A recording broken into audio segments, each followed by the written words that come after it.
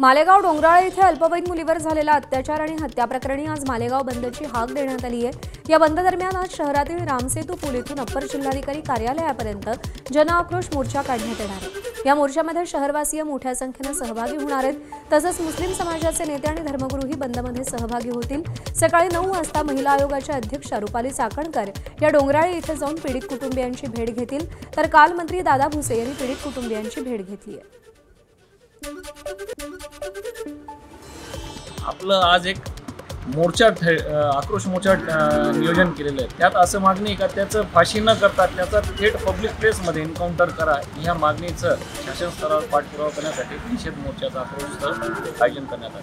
नाशिकच्या मालेगाव तालुक्यातील डोंगराळे येथील अल्पवयीन मुलीवर झालेला अत्याचार व खुनाच्या निषेधार्थ आज नाशिकच्या मालेगाव तालुक्यात बंदची हाक देण्यात आलेली आहे।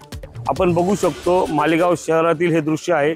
या ठिकाणी बाजारपेठा जे आहे त्या कडकडीत बंद पाळण्यात आलेल्या आहेत आणि याच घटनेचा जो आहे तो संपूर्ण महाराष्ट्रातून जो आहे तो निषेध व्यक्त केला जात आहे।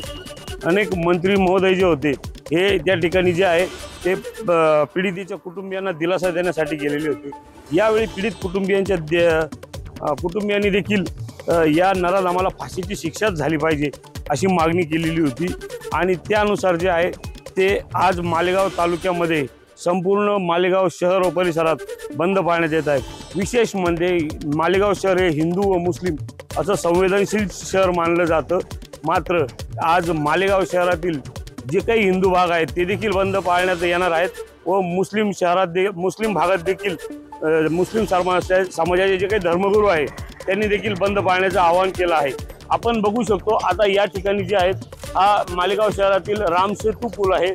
या ठिकाणावरून सकाळी 10 वाजता एक जन आक्रोश मोर्चाचं देखील आयोजन केलेलं आहे आणि या मोर्चाद्वारे शासनाला एक निवेदन दिलं जाणार आहे।